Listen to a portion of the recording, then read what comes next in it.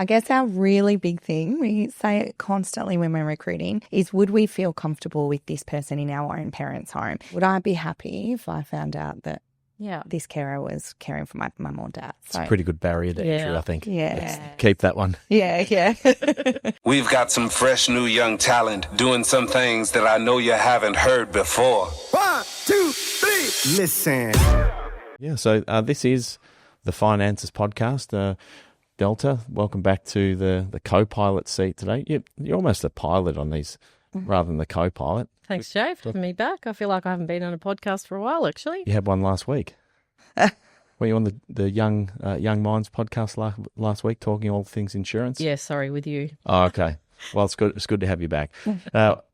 Before we introduce our guests, I thought it might be worth just touching on probably one of the most requests we get at the moment from our clients, and probably not only from our clients, but just from people externally asking us questions about either their parents or themselves, either around aged care or support services in the home.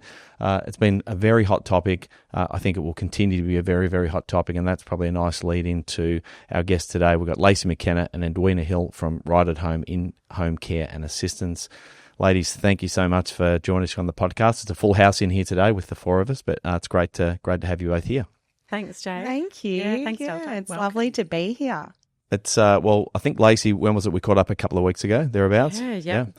And I know we've been trying to make this podcast happen for a while, but as I said in the intro, I don't think there's a topic that has drawn so much attention from our clients and just the community more broadly than support for an ageing population. So maybe as an introduction for yourselves, tell us a little bit about you both and the genesis of Right at Home. Yeah, absolutely. So myself, I'm a registered nurse. So I started nursing a long time ago, been nursing for over 25 years. But that was more in sort of the acute setting. So, that's kind of where I'm at. But background of where I am. So I grew up in Anarchy. So I'm a local on a farm. Went to primary school with Delta. So long connection there. Yeah, absolutely. Anarchy Primary. And so I grew up with my family there on the farm, and then went to Sacred Heart here in Geelong for high school, and then Deakin to do my nursing training. So, and then after that, as many people from Geelong do, moved to Melbourne to see what else was out there, and went to St Vincent's for my graduate year for nursing. And then was in cardiothoracics for a while up there, and that's where I met Edwina. Sort of worked in different areas, did some sort of associate nurse unit manager roles and things. And then my husband and I decided that we wanted to move away. So we went to Darwin for a little while, which was amazing. Like a whole nother world up there. Mm-hmm. And then eventually moved back down to have a family. So got married and had kids. And of course, the lure of coming back to Geelong and being with all your family and friends. And, for my husband, he just can't be far from the beach. So basically that's the reason we had to move back. And once we got back, it's so good to be back in Geelong. Once the kids started school and we started reconnecting with so many people we went to primary school with and high school with, and it's just such an awesome community to be a part of, really. So it's funny, when you're younger, you think about moving away because you want to try other things, but we're so happy that we're home, and love being back here. Maybe you can say a bit about you. Yeah. So I have a very similar story to Lacey, actually. We grew up on a farm between Geelong and Ballarat. And then we went into Ballarat for our schooling. Where was the farm? Elaine or something like that? Clarendon. Clarendon, yeah, the famous Clarendon, which is sort of 40 minutes from Geelong, 30 minutes from Ballarat. So we went into Ballarat for schooling. I stayed in Ballarat and did my nursing degree at Australian Catholic University. and then moved to Melbourne for my grad year, which was a big shock for a little country girl, but it was fantastic. Loved Melbourne. I think we would have been there probably 10, 11, 12 years maybe. I spent a few years at St Vincent's Hospital in cardiothoracics, and then I moved over to the Alfred for maybe 6 or 7 years in intensive care. So I did my postgraduate degree there and worked in the ICU department for quite a while. I did various roles. I was associate nurse unit manager for a couple of years. And then my husband, who I met in Melbourne, he was from Geelong, and once I was pregnant, we decided we had to get out of Melbourne.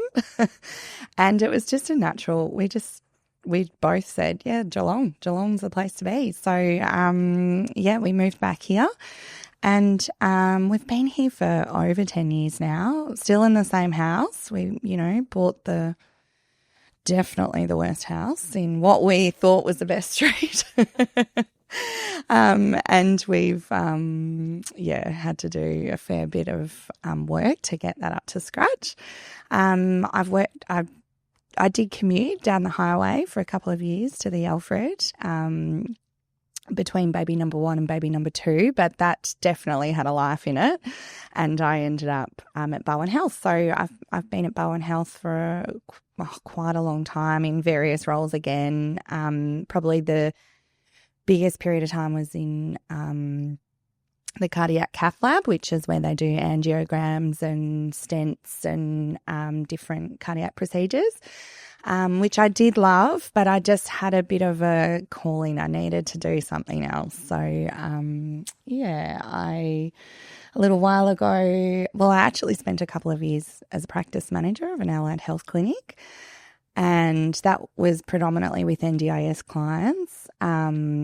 And then I sort of reached out to Lacey and said, I need to do something else. And she said, yeah, I need to do something else too. So, yeah, it was good timing, wasn't it? Yeah, it did. It worked out well. So we spent a long time researching what to do, and the aged care industry has always been something that we've both been interested in.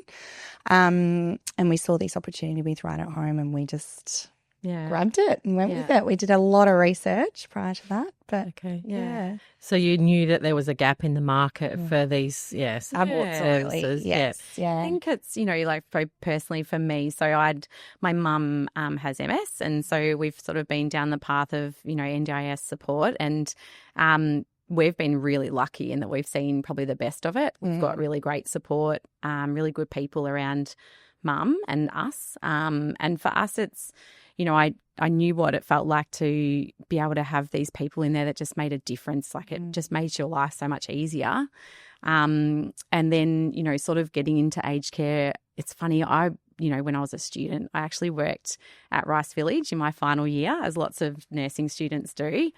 And I had this amazing unit manager. And I remember when I left and I was, going up to Melbourne, I was going to do ICU and I was going to do all these things, which, I've done all this stuff.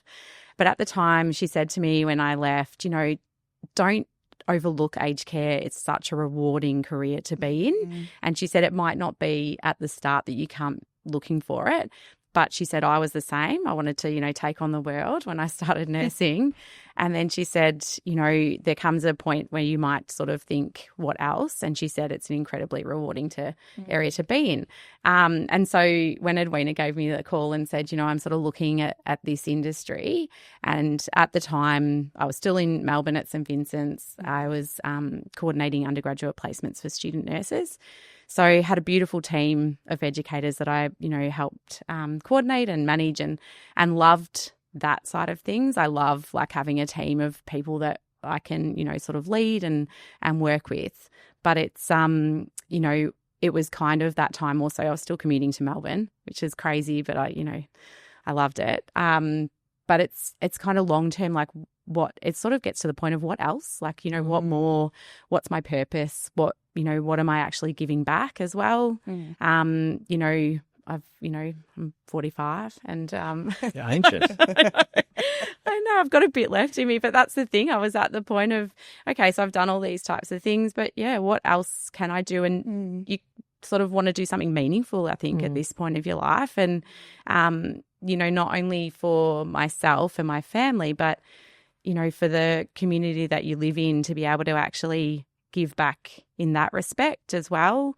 There's been all these bonuses, once you start getting into this industry of, employing these incredible people that you work with and, helping these families and clients. Yeah. So that's kind of why I started to get into it, looking into it, and the timing was just perfect. It was, so that might be a great time just to take a step back and, for our listeners' benefit, just explain, just some differences between, because you've talked about aged care, Lacey. So how does that differ from the support that Right at Home offer?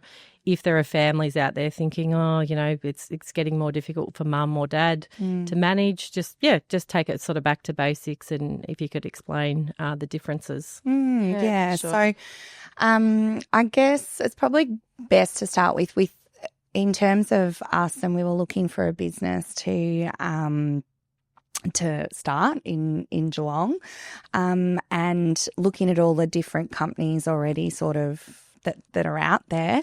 Right at Home really stood out to us because they are predominantly run by health professionals. So, they have a prerequisite that a care manager must have the background of a registered nurse or a OT or a physio. And that really appealed to us. So we ended up choosing Right at Home, and fortunately there was no one doing Right at Home in Geelong. So lucky us, we got to bring it to Geelong. I guess what we do is essentially support people in their home as a way of essentially keeping people out of what would be a nursing home or a facility. So people will come to us and generally they often have some sort of home care package funding, although we do have a lot of clients that are private pay as well. Mm-hmm. And then we can go in and supply all sorts of services to just help them get through their day. So we might start off just doing some cleaning or gardening for them. And then as sort of, time goes on, they might need some assistance with personal care. So showering, grooming, but also maintain that cleaning and bits and pieces. And our carers are amazing. They do all sorts of things. They'll go in for a couple of hours, they'll do the shower, and then they'll start talking about, okay, so what's for dinner? And let's do some meal prep, or where are we at with your shopping? Let's have a look. Do we need to go down to the supermarket and get some bits and pieces? So that's the major sort of service that we offer. But really, if you can think of anything, I feel like we offer it. It's sort of, I think that's the thing is that, when we started, we sort of thought that would be the main thing that we do, but it really does branch out into so many different areas. We, have had a phone call just the other week from someone who has been in hospital, and this person isn't over 65 and so sort of not in the funding for elderly people. But she was, in the position where she just needed an extra hand and just wanted a bit of help in those, immediate post-operative days. We all know that the hospitals are so busy, and as soon as you're ready to go home, you're out. And, we can offer that support to those people just for short term, and, can just be there in that time. And, so that's, been amazing. And, we actually offer 24/7 care, which was really important to us because, as nurses, we know that it doesn't just stop when you at the end of the day. 5 p.m. Yeah, absolutely. Definitely not. Yeah. And so, we have clients who are in their end of life stage, and so we're supporting them and their families at being able to provide care for them whenever they actually need it. How soon should families be reaching out to have conversations with your team to sort of have a chat about, what mum or dad or their spouse or someone might require? Delta as soon as possible. Yeah, especially with the current health system and the waiting period.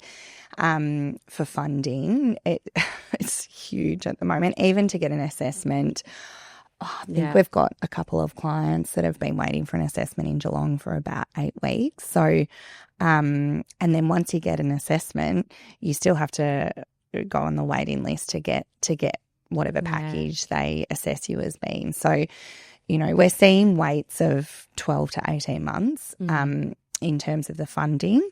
Of course, in that time, we can always provide private pay care, but that's not always an option. So, I think the sooner the better, just to get you started. We can get you on the system, get it happening. We've had so many, meetings. We've been at some of the retirement villages around Geelong, and just sort of getting a lot of these people are sort of like, oh, I know that there's people in maybe worse off positions than me, and I don't want to take their spot, or I don't want to, and there's a lot of that, like, I'm fine, I'm not doing too bad, and so when we've had a chat and actually ask them, a lot of them already do pay privately for some cleaning, or they say, I just, I don't feel that confident driving, so, I just get a taxi. Or there's a lot of really they're red flags for us, but they themselves and their family are probably just like, we're just managing and it's going okay. So they sort of just carry on. But we have been reaching out to them and saying, look,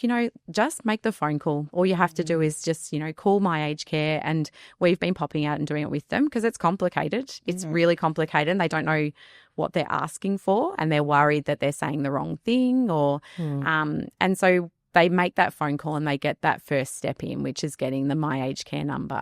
And once they get their number, then they'll be asked a series of questions, and that prompts the person on the phone to say, okay, you actually do need an assessment. You could do with some help with this. But, we get some funny stories, and, we pop into people's places, and the things that they tell us, we're doing great. So it's a couple I met the other week, and they were saying, yep, no, we're fine. We're really fine. And this gentleman was saying to me, no, I'm really good. But on the days that I can't really walk, I just use my bike. So what I do is I just ride around everywhere, and it's okay. I said, yeah, but how do you, what happens when you have to get off? And he goes, oh, I've had a few falls. And he goes, and then I just get up, and I just don't really, but I just get back on my bike, and then I just ride around to where I need to be. And so we hear this stuff all the time. And these people who are just the most, I just want to do it all myself. I don't want to worry anyone. I don't want to trouble anyone. So for us, we just say to them, it's okay. But how about we just get on the phone, make that call, and they'll tell you if you need some assistance. You've worked hard and you've paid your taxes, and, if you're eligible, then you can actually get some support for some of this. Yeah. I think it's a generational thing. I mean, the generation that we're talking about that are moving into needing support in aged care, their tendency is to be stoic and to try and be independent and do things themselves. And for as many negatives as there are around the aged care system, we're actually very fortunate. I think what people don't know is that we're actually very fortunate in Australia to have an amazing funding mechanism. But like you said, the gap between recognising you have a need and getting that service, there's a gap there, which is the shortfall. And I know, Delta, you and I have spoken about this many times, and we speak about with clients and their children who end up being part of those conversations, is saying you've got to get the ball rolling as soon as you possibly can. I know it can be a bit confronting, but the earlier on that you can be in the system, or the earlier on you can get access to services, so that you can, most people are wanting to stay at home for as long as they possibly can. And the personal example for me, and I think I've shared it on the podcast, is my father-in-law, and they don't mind me talking about this, is that the delay in actually getting support meant by the time the support services were there for Malcolm and he was approved, he needed to go into aged care. There was no option left. And I think with the benefit of hindsight, and I'm in the industry of talking to people about their retirement years and aged care, and even that so close to home, if I had my time again, we would have gone back 18 months, 2 years, and said, let's get the guys at Right at Home to give us the hand with the applications. And again, I know from you mentioned something, Lacey, about supporting people with that call. Yes. My wife, Kari, was party to that call with my mother-in-law, and they were totally bamboozled with what they should be saying. Margaret, my mother-in-law, love you, Margaret. But again, very stoic, saying, I'm totally fine. It's all good. No, Malcolm's normally good on these days. Like talked with with the glass half full, because that's their nature. But unless you know the system and you know, I suppose, what we're trying to achieve a point where we can have our family members at home supported and loved for as long as they possibly can in an environment they're happy with and safe in. It's I can't emphasize it enough, just for everyone out there listening. If it's your parents or a family member, get into the system early and reach out for support.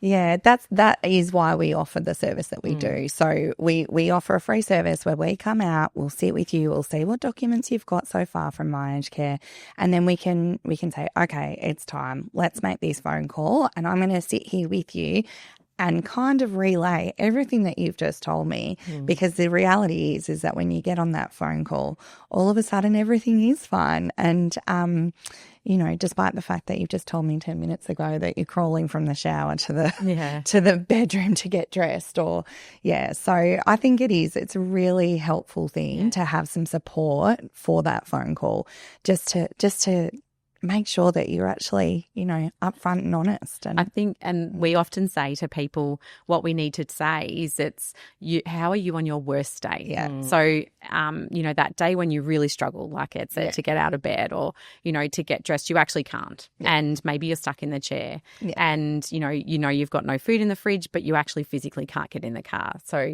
it's that day that you need to talk to. And that's confronting, but it needs to be what you put out there, or else there's a lot of people calling and there's a lot of people asking for funding. So if you don't put your case forward, then they don't know what you don't say. So is it common that families, for example children, are not really aware of, how difficult things are for mum and dad in this example? Would you say that's quite common that, Edwina, you said, you've got an elderly person crawling from the shower to, the bedroom. Yeah. Does that often surprise families? Yes. And especially families that are really involved with their loved ones.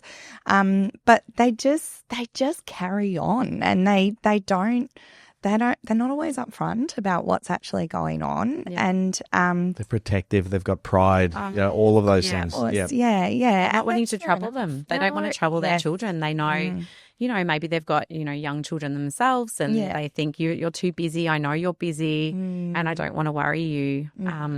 It's that's the hard bit. And when you actually go and have those conversations with the kids, with the families, and sort of say, so this is what I actually think is going on, they're always horrified, and Mum, why didn't you tell me? Or let's get this sorted. So it's worth having a conversation with mum or dad just to ask where are you at? I think, and from that respect, where we are the sandwich generation, where we've got, and that's, all of us sitting around this table are in this position where, and I think that's the benefit of being in our position. We are nurses, and we can talk to people from personal experience ourselves with our own families, and, our grandparents or, things like that, and having seen how, mum had to organise all of that for her mum and dad. But we are lucky, like you said, Jay, there is funding out there. The system certainly, it's changed just recently, but still there are supports. If you do need it, you can get them. Absolutely. Yeah, and just to the point around the changes, so there have been some changes since the 1st of November. It's probably outside the scope of this podcast, otherwise we might be here all day for the rest of the day. And just the other point to make, we've covered on a couple of our previous podcasts around aged care, on that aged care assessment and My Aged Care. So if anyone's listening is unfamiliar with any of those terms, you can go back to some of our previous podcasts to get that information. The other point that you both just touched on, I think you're in a unique position where Right at Home sets that barrier to be a care manager that you have to be. I think you said registered nurse, OT, I can't remember what the other one, physio, sorry. So to me, the two of you are really uniquely positioned to actually assess a situation pretty quickly and say, no, actually things are not right. Let's, as you say, get you into the system, make it clear what your support needs are so that at least you can be in the system, and you might still have to wait 6 months, 12 months. Yeah. But if you're proactive, which, as Jay said, is the conversations we always have with our clients around either for themselves or for their loved ones, you can start this process to allow you to have the freedom and the independence to stay at home if that's your preference. Certainly is the preference of so many people when we know the alternative. And, a lot of people maybe have had exposure to residential facilities or, nursing homes, as they're sometimes called. But the people there do an incredible job, but it is very difficult. The ratios of carers, it's really challenging. And I think a lot of people do think, that's not what I want for my family. And there's definitely a place for residential facilities when that's the care that's required. But if you can stay at home, it's definitely the priority. Yeah, and I think you touch on an important thing, Delta, there about the point of difference for the two of you and right at home. And again, I know you won't speak ill of your competitors, but one of the things that just when there is a marketplace that has funding from the government, you do have providers, and unfortunately we've seen them in, whether it be in the NDIS or the home care or support services in the home, that aren't driven by that first and foremost, the care around the client. It's very much about being able to generate revenue. And I think it's a really important and important distinction for the two of you. The fact that you've been in sort of healthcare industry for a long, long time, probably longer than you'd like to admit, but it does, but it does. I think it is an extremely important point of difference, because as much as people sometimes feel like a commodity when it comes to these types of things, at the end of the day, we want to make sure that people have, like, particularly the older generation, they want relationships. Yes. And this is where I think the two of you being having a very personalised service is an amazing point of difference. And that's what attracted us to Right at Home. There's several points of difference about Right at Home that probably got us on board with them. But as you've just also stated, it sort of also helps with our customers, because they see that point of difference. And if you call us at 2 a.m. in the morning, one of us are going to answer. And, we can talk you through your problem or whatever's going on at that moment in time that's made you make that phone call. So, and I don't think that I, want to put it out there, but I did answer the call the other night at 10 o'clock at night and had a great chat to someone about the care that they need for their mum and dad. She was surprised. This was a child calling on behalf of their... Absolutely, yeah. So it was a family member calling, and she said, "Oh my gosh, I really expected to get an answering machine." I said, "Oh, I'm here. Let's chat."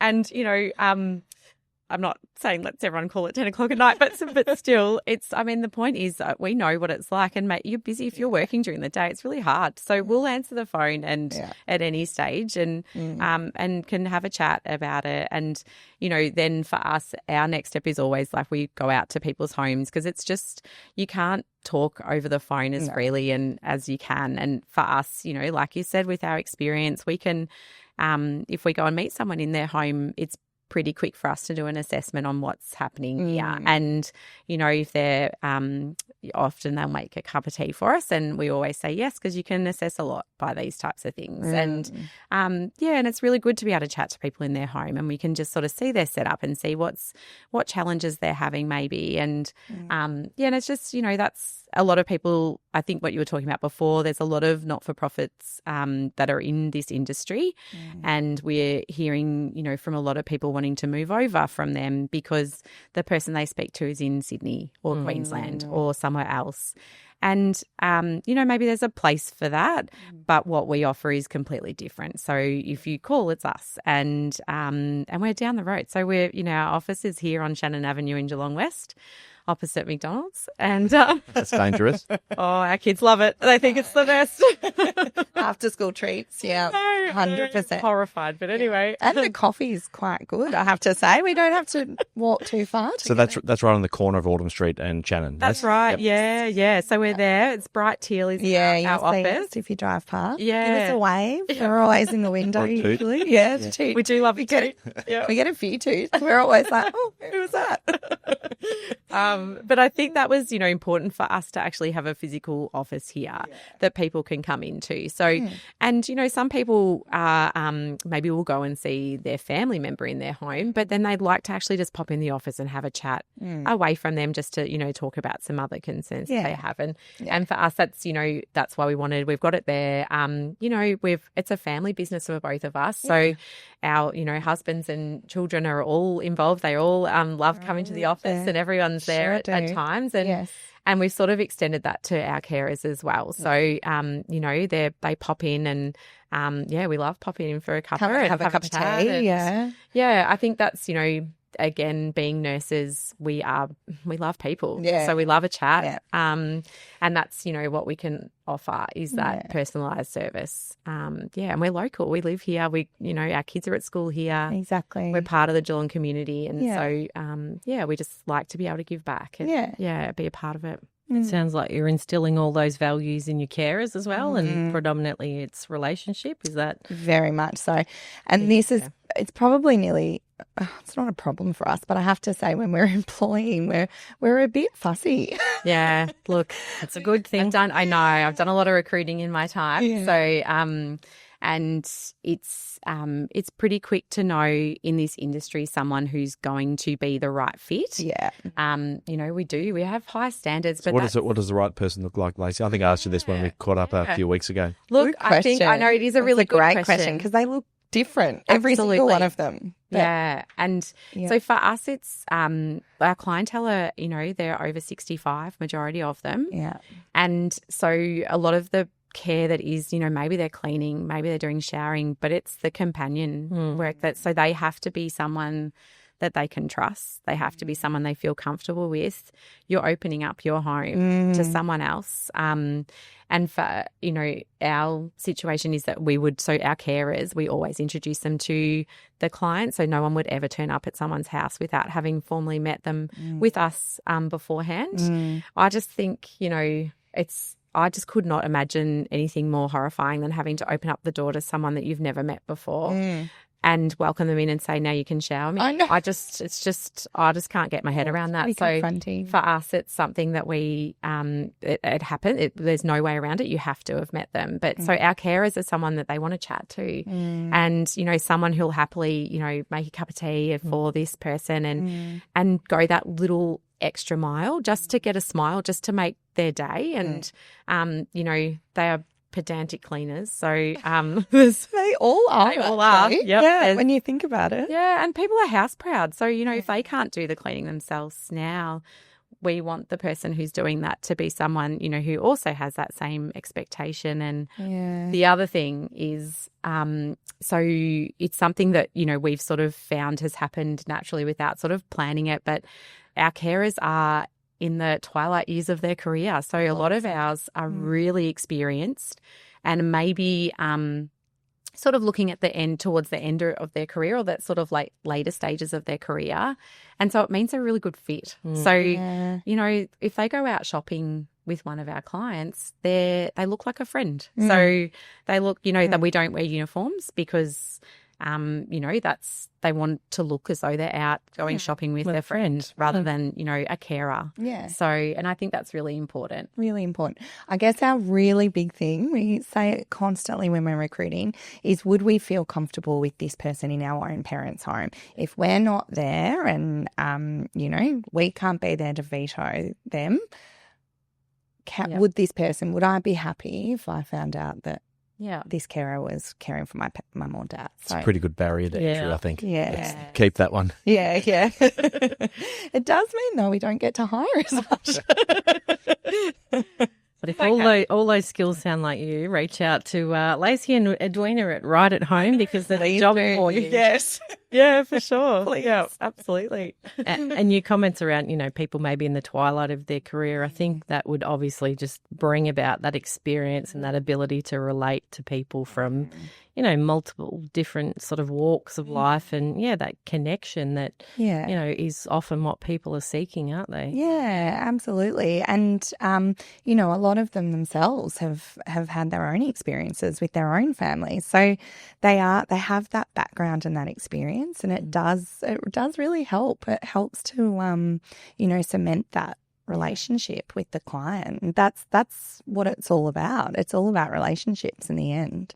Yeah, so it's not a cold, sterile stranger coming into their home. It's going to be, I love the fact that you said you will always go and introduce the carer to the care recipient. Like, it sounds like a really seamless process that families and the person receiving the support can be really comfortable with. So, I'd say that's fairly different. Yeah. Look, I think, it's maybe we're fortunate we're a small business, and so we can give that personalised care. And, there are some of the other organisations and providers, they are enormous. And so they can't do that. That's not their model. But that's, how come we are different. And there's a place sort of for everyone, I suppose, in this industry. And for us, we're lucky it's us. We're the owners. And if you call, it's usually you'll speak to us because we are in that privileged position to be able to provide that sort of point of difference. And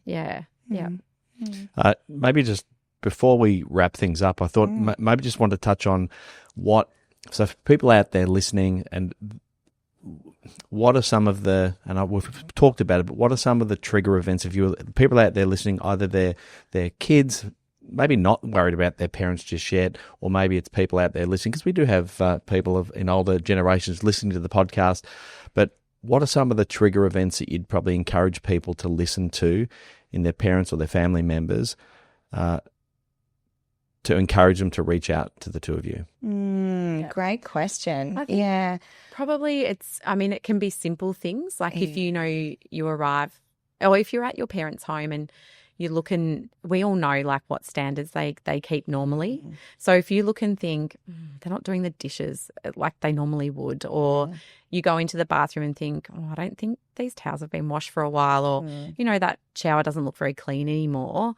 They're small things that add up. So they're all indicators that say this person can't manage to do that as much as they didn't. And at times they don't want to let go, but they can't physically do it anymore. And so that's probably like the first sort of stage. And even, gardening as well. Like if you look and go, they haven't mowed the lawn anymore or anything like that. The fridge. Yeah. What's in the fridge? How long since I've been shopping? Or is there a whole lot of stuff in the fridge that hasn't been...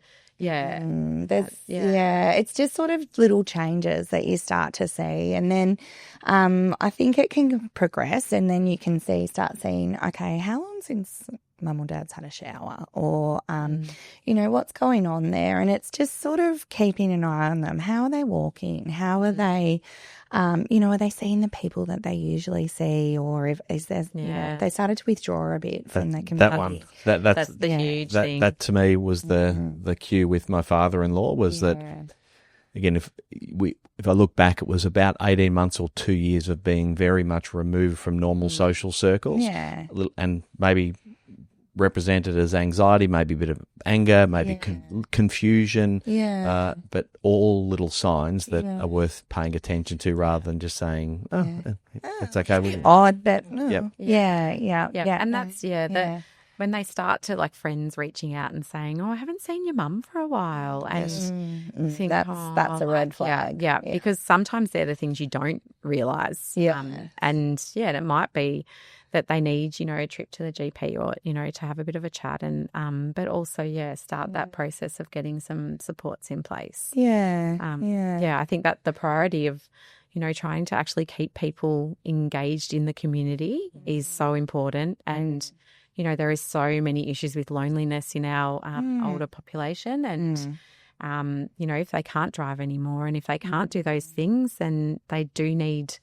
Well, you can get someone to come out and take them out. Just go for a coffee, go out for lunch. And it just makes a huge difference in their day. If they've got that to look forward to. And, we have a couple of clients that I don't know, they have events. They've got something scheduled each day just to keep them involved in life and, something to wake up for every morning. It's so important. It's just, it's like the basic human. We all need connection. Yeah. And if that means that you need someone to come over and have a cuppa, fine, no problems. We can do that. Yeah. And I was just thinking, when we talk about the sort of the trigger events on the health side and with family members, one of the things that we see on our side is clients very worried from a financial point of view about their ability to be able to afford to get support and like this recognition that we actually do, even though it's clunky, but we have an amazing system funded by the government that will actually give us support for the distinct purpose of allowing people to stay in the home for longer. I know there's motivation around, trying to keep people out of aged care for as long as we possibly can because of the cost of that federally, but their support services are available. So I think if anyone's out there thinking about that, their parents are talking about maybe the need for support, but, listen, I'm not sure that I can really fund it, or I'm not sure I can afford it. Again, that generation, fairly stoic, maybe fairly conservative in terms of how they think about their money. But if you start to combine those two sort of concerns that you start to hear from people about financially, I don't think I can afford to get support, and then all the trigger events that you've spoken about, then from our point of view, they're the things that encourage you to say, Mum and Dad, or if it's your partner, we need to go and see someone. It might be from a financial point of view. Let's talk about how we might fund these things. Yes. And if we get those conversations, one of the things that I've loved about hearing your business and your story is one of our biggest challenges is when we send a client away from here and say, listen, you really should register with My Aged Care. We're not in a position to be able to support them with that call. We'd love to. We'd love to be that fly on the wall that helps support them through that conversation. Yeah. We can help from a financial point of view, but knowing that there's somewhere we can actually direct those clients to and that they'll be supported in, the registration for My Aged Care services and be able to answer those questions in the right manner, I think is awesome. I mean, I think the service that you both offer, I'm excited for all the clients that we have to let them have conversations with you. Yeah. I was just going to say from a financial perspective, so, we often talk to our clients around any extra support that they might need at home. We provide them sort of an overview of, whether you go through the My Aged Care, you pay for those services privately. And we always say that this is an investment in yourself and in maintaining your independence. And then often if they want to bring in family members, the first thing the kids will say is, Mum, Dad, spend the money. Like they want them to have that quality of life and, not get down and scrub the shower or, try and manage gardening for something that's just no longer enjoyable for them. So, exactly. And it's sort of, and the other side of it is that, if you are able to actually put those supports in place, then when your kids do come and visit, they're there to visit. They're not there saying, okay, right, so I'm going to clean the bathroom, I'm going to do this, I'm going to do that. Let's go to the shops. It's, let's have a cuppa or, let's go out for lunch because it's not that, I'm not coming to do jobs. I'm coming to actually see my mum and dad. Yeah, and spend time with them. And that's what's important. And it can change. It is. And people are happy to do it and want to help out. But before you know it, it becomes really big. And it's, you're doing all of it yourself. And then you think, hang on, and then it gets challenging and there's, you start to feel guilty because you're not there enough or you don't, when you're there, you're doing other things like cleaning rather than actually looking after children. And so that's the bit that becomes challenging. So if you do put those other supports in place, it just changes it. It's amazing. A quick question without notice on funding. So private funding, people can obviously fund whatever they like that, and you said before, they pretty much do anything. And again, I'm mindful that we talk about this all the time, but for the listeners, it's probably the first time they're hearing this. What are the services that you see people use the most of, and is there a limitation in terms of what are the limitations in terms of what people can get funding for in terms of services in the home? Sure, yeah, that's a really great question. So, and it does go back to this new system that we've just seen introduced on the 1st of November, Support at Home. essentially, they've broken it down into 3 categories of supports. There's clinical care, which is, your nursing, your physio, your OT, that type of thing. And that is 100% funded, so you do not have to contribute at all to that. There is the everyday living, which is your personal care, and that does attract a co-contribution from the client. It's quite a minimal co-contribution, but it's still there. It is means tested, so the Services Australia will do a means test, and I think for a full pensioner they're looking at sort of 5% co-contribution. And then there's your final category, which is everyday living, and that involves your gardening, your cleaning, your really sort of, basic sort of basic services. Yeah. And essentially that's attracting currently a co-contribution of 17.5% for a full pensioner.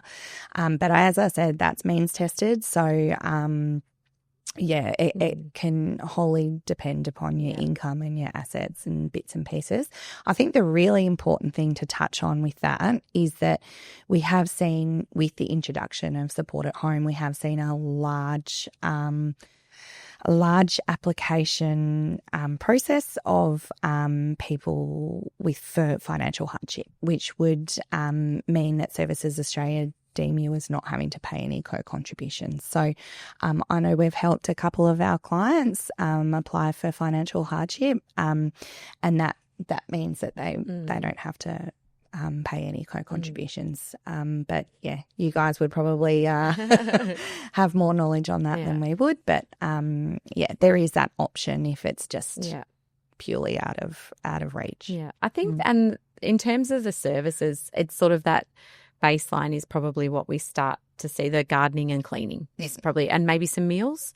So a lot of people, use like Light and Easy, and there's all different providers of meals. So that's just those really basic little things that you can get. They're probably the ones that we see at the start the most. But then some people, when they get their support actually approved, are a lot further down the track. And so they're at the point of needing showering and maybe some transport to, take them out to do some groceries and things like that. So they're the really sort of simple things that you see, and, right through to the complex nursing care, so we can, have those post-operative patients and can do some wound care and things like that as well. So, but generally it starts off with those really simple sort of supports that you can put in place. So, and really it's, just creating a budget. So like anything, the funding isn't open-ended as much as we'd love it to be. It's very much on your needs assessment. So, we just look and you work out a budget together and say, for some people, their garden's tiny and they say we don't need it. The other person says it's all about the gardening. I just can't handle this myself anymore. So it's their funding and they make the decision. And I think that's probably the best bit that we emphasize all the time. There's no right or wrong way to do this. This is your funding, your needs. And so you tell us what you need in this and we'll put it into place. It's going to sound quite detached, but when you think about either support at home or residential aged care, ultimately it actually just comes down to cash flow. And what I mean by that is that the family have the income to support whatever it is that, is required from a support perspective. So you guys have got the care needs wrapped up, and fair to say we can support clients and families with the financial aspects of making those decisions. So for people out there listening to this, potential clients of Right at Home or family members, how do they get a hold of you? I've got your website here, but I'm assuming you guys have a direct line. We've got rightathome.com.au is the website, but have you guys got a direct? You've obviously got your mobiles, which we sure Let's do. We might not give them out, but we can easily give our office number out. We're 52132956. And that's our direct number, which is monitored, like we said, 24/7. And it's, a phone call is probably the easiest way to get started. I think if you Google us, it'll pop up and you'll be able to find that there. And so it's just Right at Home Geelong. Sorry, I gave the wrong one. So sorry, I gave the broad one. The big one. The big one, sorry. So Right at Home Geelong. Yep. If you Google us, we're there. So you can just have a look. And I think, that's the reality is that most people just get on and Google. A lot of, whenever we have people call up, most of the time they'll say, "Oh, I just Googled." Care at home in Geelong, and we pop up. So, you can easily just give us a call, and we are on all the socials though, so you can follow along with us. It's actually our socials are really good. There's a lot of information about dementia support or carer support or different things. So there's some really great stuff if you follow along with us, and some links to different things. Absolutely. There's lots of information out there really. So it's hopefully and we usually, pop in a few extra things. Like, of course, when the footy was on, we dressed up the shop. And I'm about to go and get my big red ribbon from the City of Greater Geelong. Oh, yeah. To dress up for Christmas. So, Lace loves a dress up. Loves a dress up. I often drive towards the shop and I'm like, oh, what are we celebrating? We shall celebrate anything. Delta, you got anything in closing you want to ask of Lacey and Edwina? Oh, I just wanted to go back to something you highlighted, Lacey, around bringing in some support services, so that the example you gave was going to visit a mum and dad. He's actually visiting mum and dad, and it's not, cleaning or doing those types of things for them. And the extension of that is where, it's a married couple and all of a sudden someone's in a, sort of a full-time caring role. That obviously very much changes the dynamics too. So I love that you highlighted that. So hopefully that gives families some sort of reassurance that, they're doing the right thing in being proactive and perhaps bringing some support into the home. So, for sure. Awesome. Well, Lacey and Edwina, thank you so much for the time this morning. Love the conversation. We're never going to be short of a word on a podcast with the two of you on here.